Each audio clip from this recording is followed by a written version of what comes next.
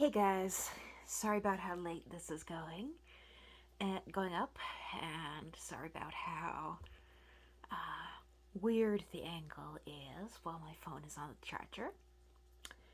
But anyway, welcome to part 2 of my 2023 seed haul video. Yeah. Hopefully, if there is a part 3, it will be a bit more professional looking. But I feel like I really owe you guys a part 2 before I do much of anything else. Anyway, yeah, I think I'm going to start with the greens, the leafy greens.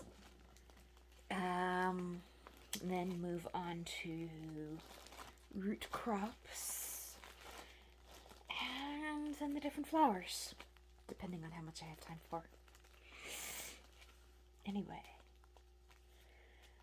I decided to stock up on kale seeds. One of my frugal tips is to shop in the microgreen or sprouting section of a catalog, because instead of paying, well, this cost just over twice as much as a regular packet of kale seed, but it has, gosh, maybe even 50 times as much seed in it. The germination rate is slightly lower, and the variety selection is much lower. But there are certain crops you can go to the sprouting section of a catalog for. If you're not picky about cultivars, kale being the obvious one. And then I got this cool kale and collard green hybrid. It says it's very flat, makes good veggie wraps.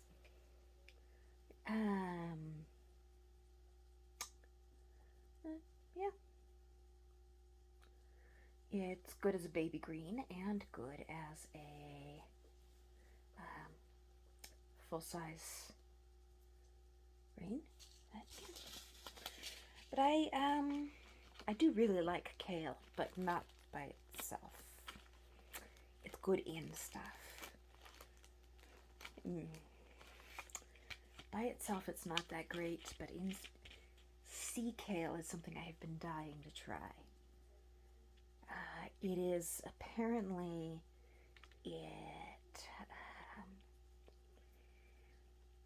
is a wild green in some parts of the world. Certain maritime areas have it growing wild. And that is just something I've been dying to try after seeing it on all sorts of permaculture channels.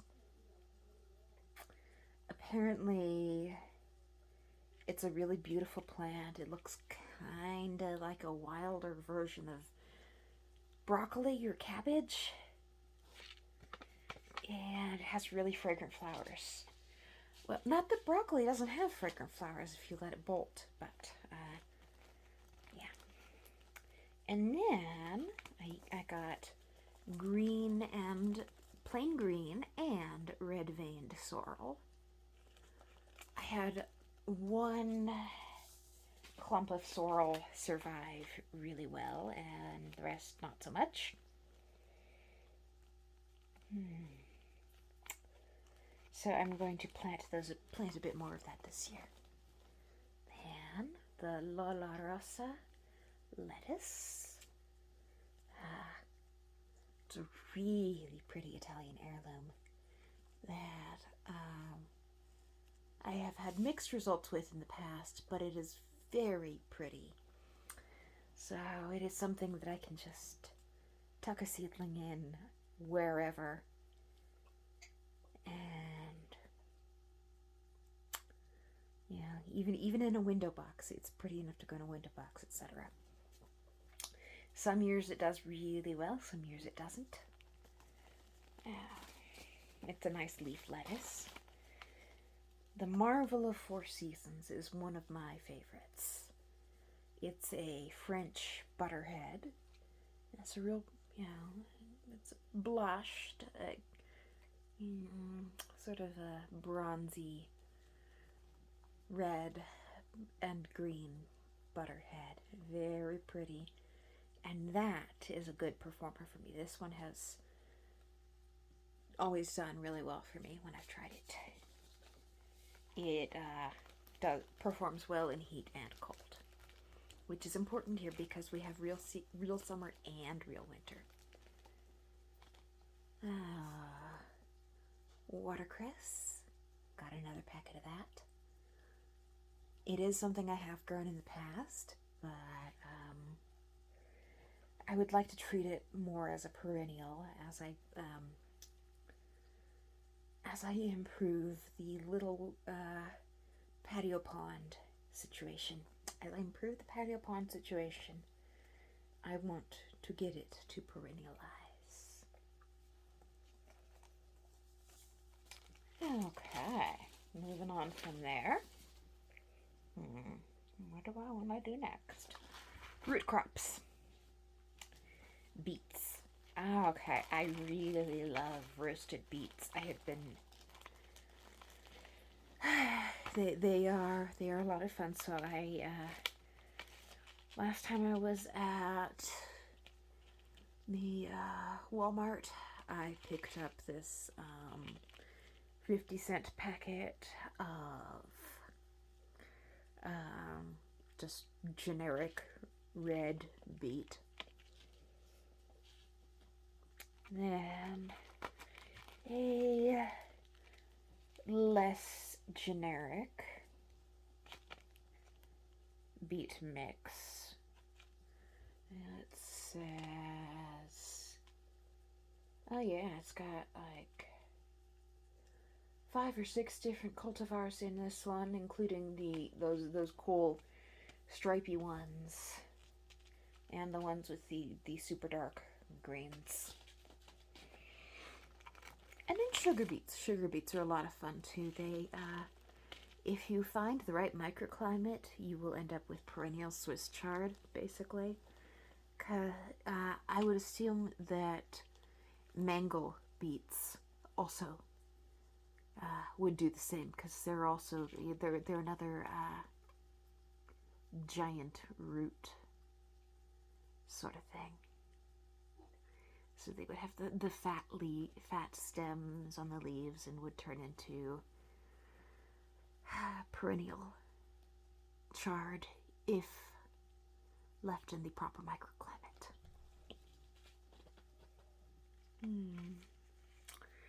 Now, radishes. That's something I'm actually excited about this year.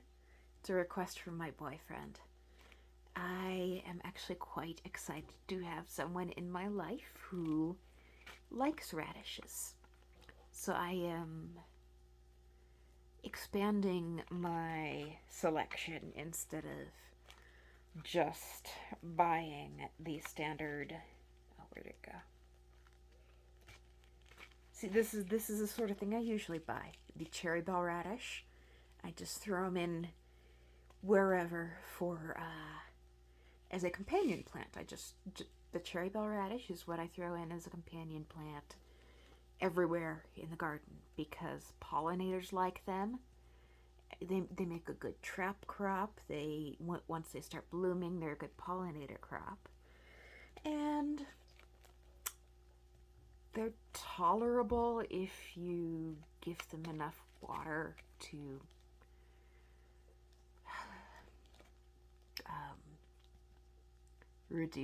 reduce the spice. But no, cherry bell and French breakfast are the only things I ever grow in a normal year. See, I think this is a improved French breakfast type. But yeah, I usually just get French breakfast and then also just buy whatever's cheap and readily available. But I'm actually excited to be growing radishes this year because it was a request from my boyfriend. He actually likes radishes, and so I get to explore a whole new crop that normally I just use for improving the biodiversity of my yard. I'm gonna try daikons, which are a winter radish. Apparently you plant them midsummer and harvest them early winter. And then I saw these at Walmart today. The black Spanish radish. Those looked pretty cool. I was like, okay, yeah, gotta try those. I think that's another winter radish, though. Not sure. And then the purple plum radish. Like I've said, I do take requests in my garden from close friends and family. A golden ball turnip. That is something I have grown in the past. It makes really nice roasted turnips. It's really nice for harvesting when it's about this big. And roasting. And then I also, last minute, picked up a southern onion cultivar because I'm just a teensy bit too far south to grow intermediate onions. Well, no, I can grow intermediate onions. It's the long day onions that I am a bit too far south for. I could never remember, but I know that it's the... Yeah, it's always so frustrating because I have a relatively short growing season, but I can only grow short and intermediate onions as far as day length goes. So, as far as temperature goes, I have more in common with gardeners from the far north. But as far as photo period goes, I have more in common with gardeners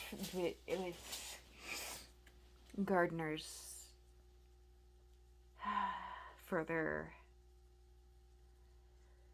with people who have a lot longer growing season than I do. So yeah, it is frustrating to find either an intermediate or a short day onion that will be ready quickly enough.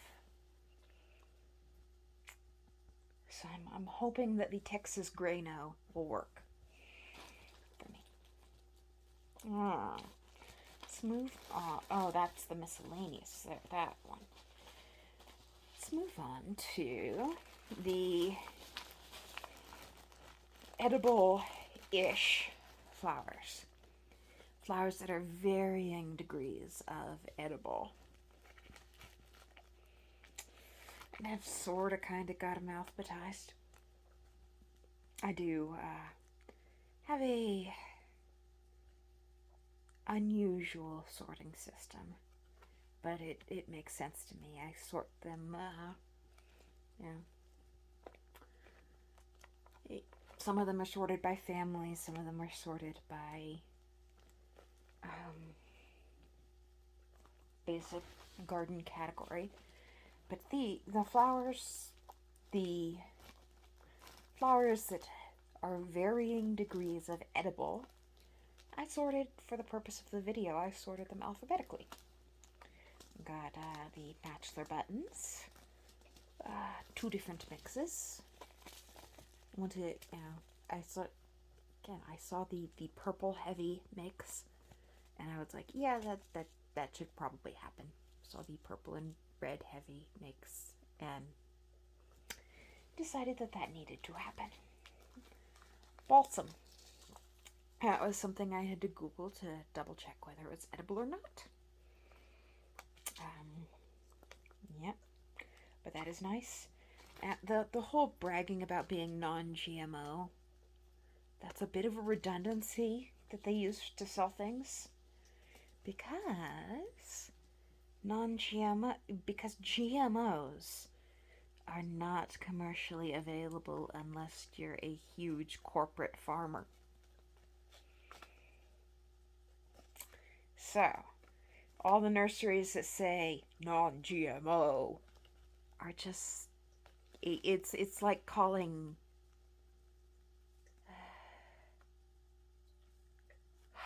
it's like saying your water is calorie free.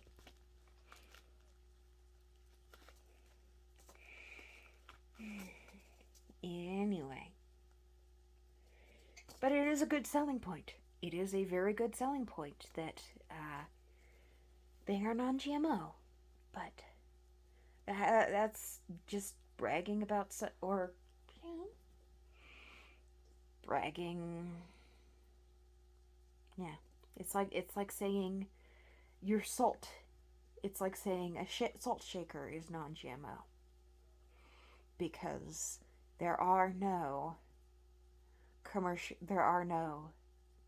GMO seeds available to home gardeners. Anyway, it's a bit of a redundancy, but it is a genius marketing tactic. The carnation that I really love carnations, both as a cut flower and as an edible flower. They taste vaguely. Well, I hate to use roses as a reference, but they taste like spicy roses and apples. And I am going to be using roses a lot as roses and apples come up a lot as a and yeah, as references, but the carnations are kind of like roses or apples, but a bit sweeter and a bit spicier. Like, and yep. Calendula. That is another, just throw a few petals in your salad. And that one is more, what's the right word for that one is definitely a spicy flower, but not this is one I haven't tried yet. The edible chrysanthemum. Apparently the whole plant is one of those but yeah, apparently you can throw the greens. Apparently the greens are popular for stir fries and stuff. But yeah. And then just your standard Echinacea purpurea, which I have been kicking myself for not adding to the landscape sooner. Hollyhocks. 2 different cultivars, double and single flowering. Yeah.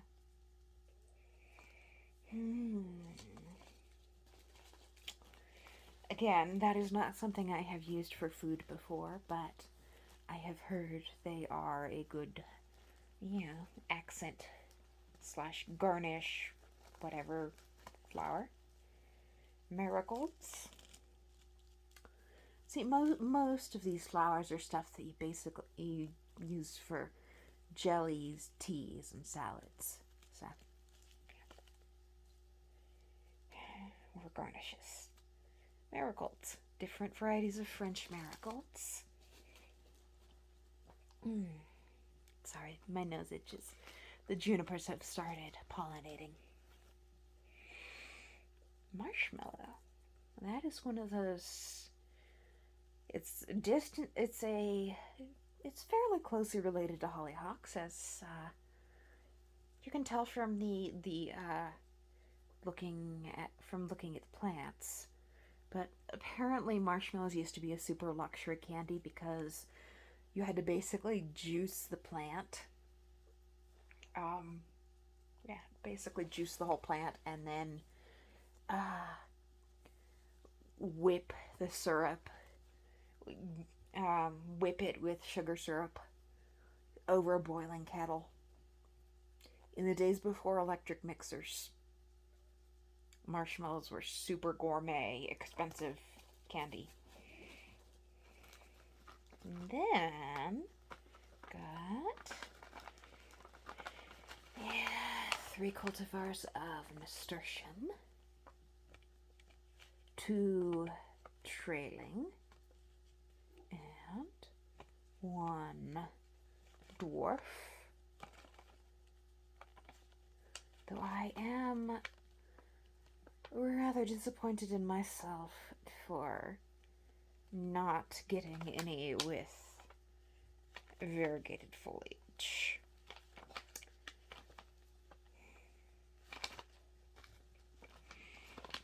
Yeah, probably should have gotten one with variegated foliage.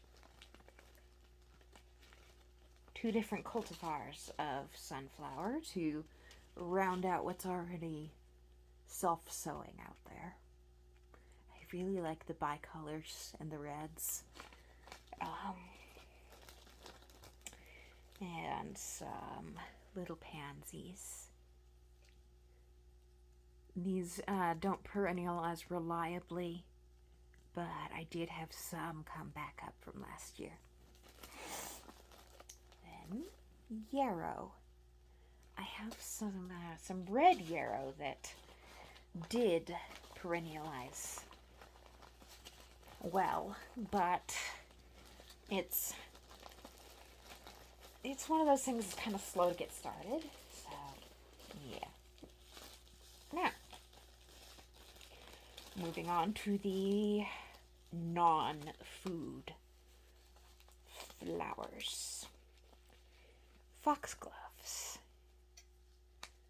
Not something I would normally plant, but I saw them, and of all the things, it reminded me of my grandma's garden. And considering that we just lost her last fall, I was like, yeah, that's gotta happen.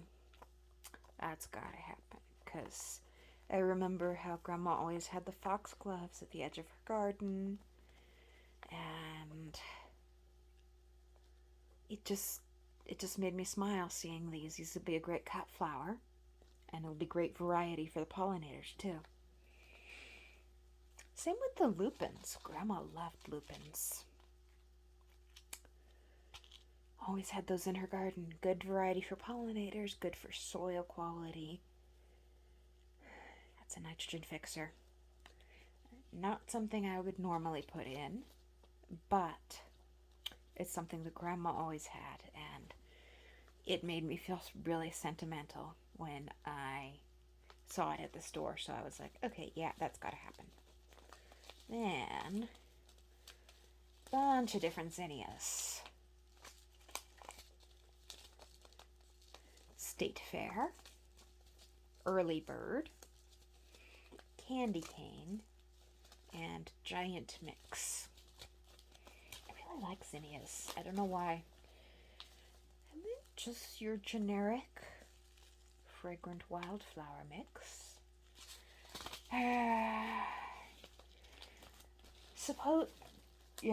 My mom was joking about, oh gosh, I hope the new neighbors aren't pot smokers.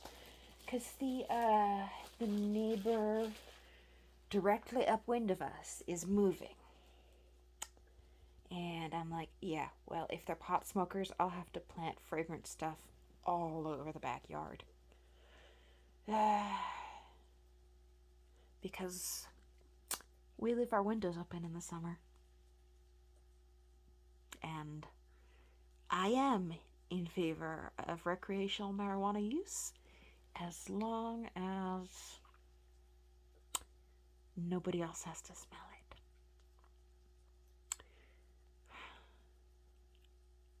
So,